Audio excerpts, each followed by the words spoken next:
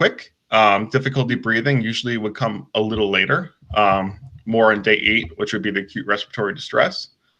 And basically what that means is your blood oxygen levels are getting extremely low. And when you have that, you can have lightheadedness, you feel like you can't breathe, dizziness, all those kinds of symptoms. And that tends to be when most people go to the hospital. So doctors are trying to prevent people from coming to the hospital on these early symptoms and kind of wait until they're at the acute respiratory distress stage. That's a good and bad. Good because more people have hospital access, but bad because people are going to the hospital and basically instantly going on ventilators and being intubated. So once you're at this point, it's kind of make or break. You either get better or you kind of don't. I saw a study, I think it was like 70% of people on respirators, and I don't know if this is true, but it was just one study, showed that they did not come out alive, right? So only 30% would. That was early. That could change. I'm not 100% sure.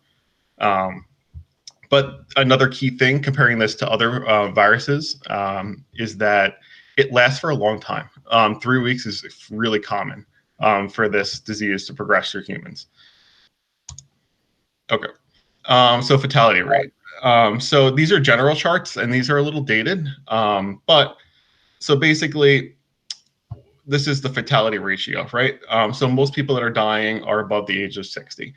And that's because they had other conditions that can exacerbate the issue, right? Usually young people don't have any issues, so they tend to be healthier, they tend to recover quicker.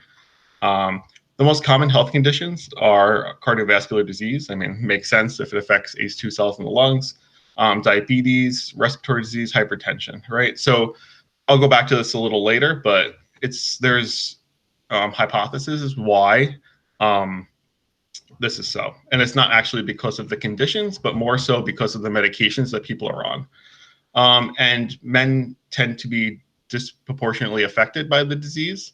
Also, people of color, people less income usually are more likely to get the disease because of their career path usually. If they're working in more essential services, basically they're more likely to contract it. Men are more likely to contract it because 2 reasons I read. One is generally men don't take it as seriously.